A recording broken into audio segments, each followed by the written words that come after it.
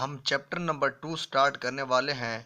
इसकी exercise 2A के पहले 4 सवाल आज करेंगे। इनको करने से पहले जो मिलते जुलते कंसेप्ट हैं हम पहले वो देख लेते हैं। इससे सवाल भी हो जाएंगे और पीछे आपकी थ्योरी भी हो जाएगी।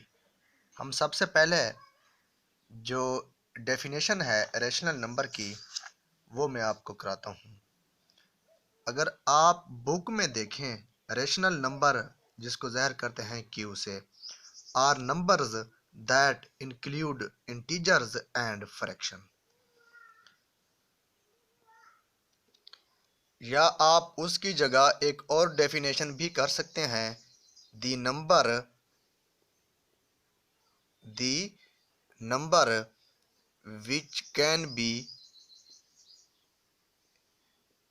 which can be expressed in the form of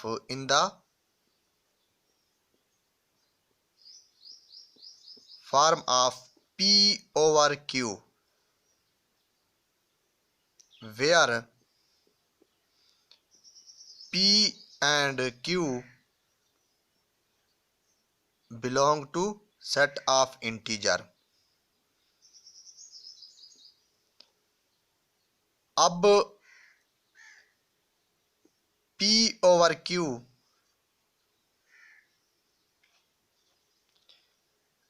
P and Q belong to set of integer and जो Q होगा आपका वो 0 के कभी भी इक्वल नहीं होगा। अब सबसे पहले हमें समझना होगा कि सेट ऑफ इंटीजर क्या होता है। सेट ऑफ इंटीजर में कौन कौन से एलिमेंट होते हैं।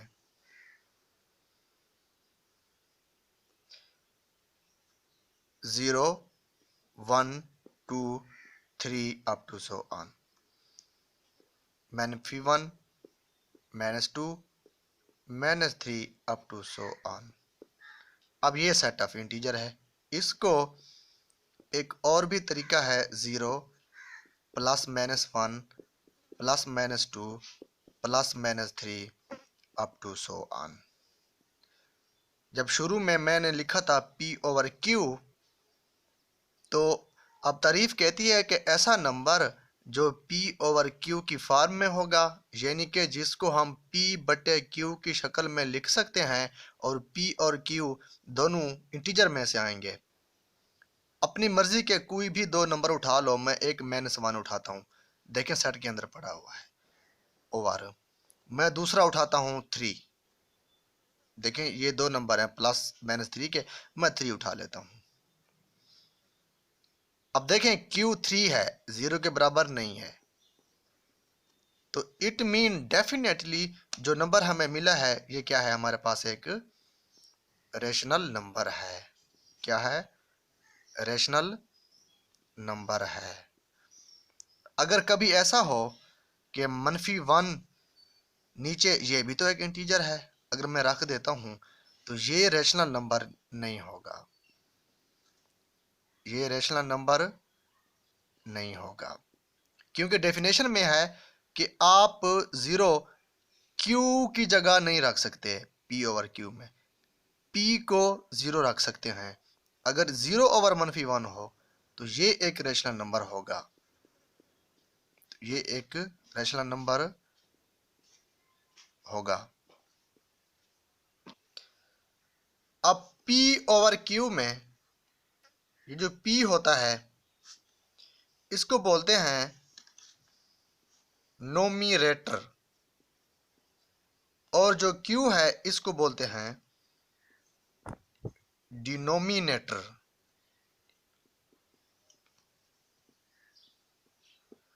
मतलब आपका डिनोमिनेटर कभी भी 0 नहीं होगा। अब हम छोटी सी एग्जांपल करते हैं। अब 5 over 0 के बारे में क्या ख्याल है? देखें ये P over Q की फॉर्म में तो है, अब दोनों इंटीजर भी हैं, 5 भी इंटीजर है पड़ा हुआ है इसके आगे, और 0 भी एक इंटीजर है, क्योंकि Q जो है 0 है। अब डेफिनेशन में क्या कहता है? Q 0 के बराबर नहीं होना चाहिए। इट मीन 5 over 0 ये आपके पास नॉट रेशनल नंबर, ये एक रेशनल नंबर नहीं है बेटा। जो रेशनल नंबर ना हो उसे कहते हैं इर्रेशनल नंबर। क्या कहते हैं? Irrational number.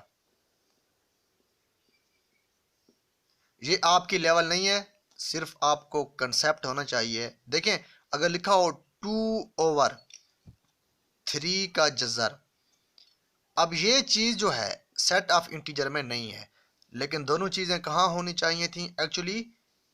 पी और क्यू कहाँ से होना चाहिए था बेटा? इंटीजर में से। मतलब ये एक रेशनल नंबर नहीं है। तो आपसे कोई पूछे ऐसा नंबर बताओ जो रेशनल नहीं है, तो आपने ये नंबर बता देना। इसी तरह और बेशुमार नंबर हैं बेटा, 5 का जजर, 7 का जजर। बहरहाल ये हमारे लेवल की, यानी कि इस बुक में ये चीज़ नहीं डिस्कस करनी हमने कि कौन सा रेशनल नहीं है। जिस तरह मैंने कहा था कि 5/0 रेशनल नहीं है, क्या 0/5 ये नंबर है, इसके बारे में क्या ख्याल है? ये रेशनल होगा क्योंकि जीरो इंटीजर है। हमें सिर्फ नीचे जीरो आ जाए प्रॉब्लम है, वो रेशनल नहीं रहता, लेकिन ऊपर जीरो आ जाए वो रेशनल होता है। अब देखें, एक और नंबर हम उठाते हैं, सिर्फ 4। ये रेशनल है या नहीं है? देखें कोई भी, ये देखें 4 है, ये तो इसकी फॉर्म में नहीं है P/Q की, लेकिन जिसका नीचे कोई बटा ना हो ना उसका 1 होता है। अब देखें 4/1 ये रेशनल नंबर है। ये क्या है? रेशनल नंबर है।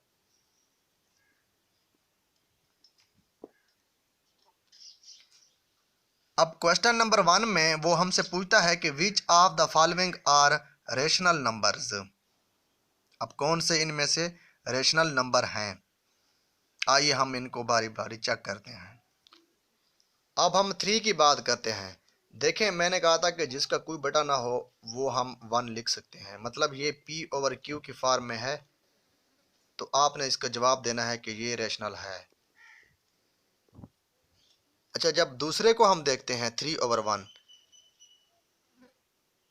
ये भी क्या है? रेशनल नंबर है।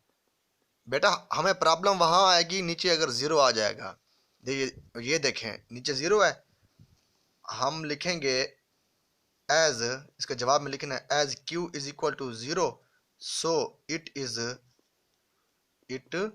Is not rational number. आपने एक चीज याद रखनी है कि जीरो नीचे हो हमारी उससे नहीं बनती।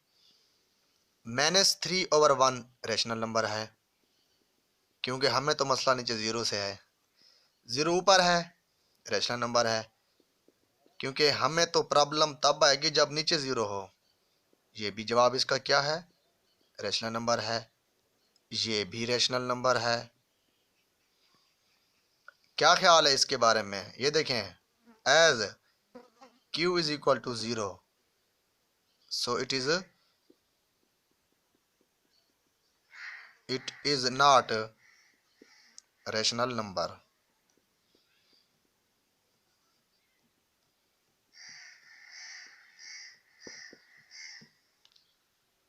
दूसरे सवाल में write down the following rational as integer.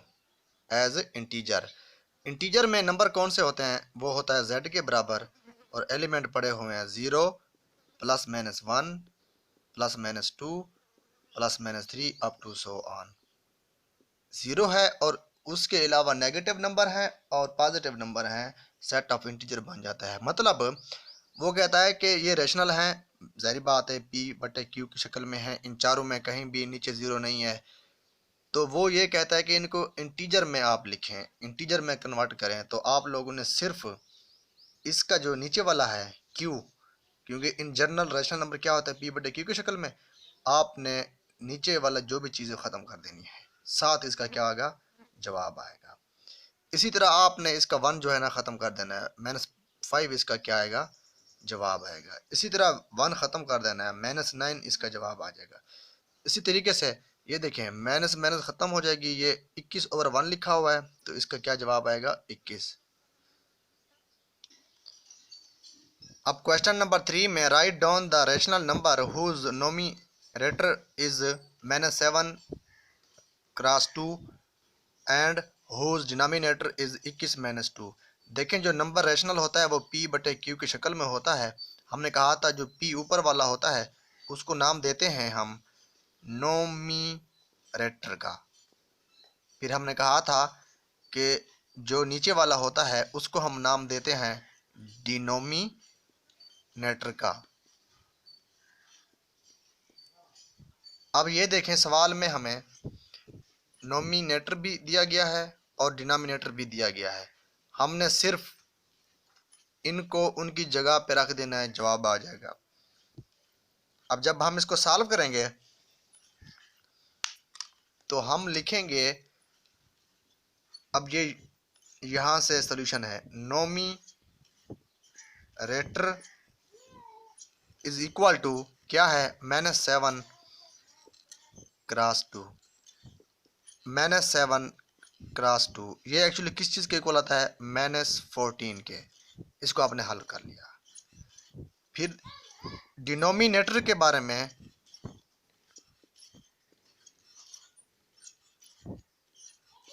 Denominator is equal to 21-2 जो कि है आपका 19। इसको सॉल्व कर लिया आपने। उसके बाद लिखना है as rational number, as rational number p over q की शक्ल में होता है तो आपने जो कि ये देखें ज़रा, इसको मज़ीद स्टेप को ना मैं ज़रा इस तरीके से लिखने वाला हूँ। ये देखें, as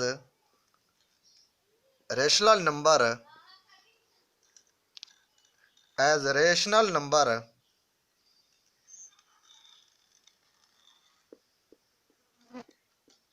is equal to p over q। अब p क्या था इसमें, नोमिनेटर था, नोमिनेटर, और q क्या था, डिनोमिनेटर। तो अब आपने सिर्फ क्या करना है, p की वैल्यू क्या है, नोमिनेटर -14 हमने कहा था, डिनोमिनेटर की वैल्यू क्या है, 19 है।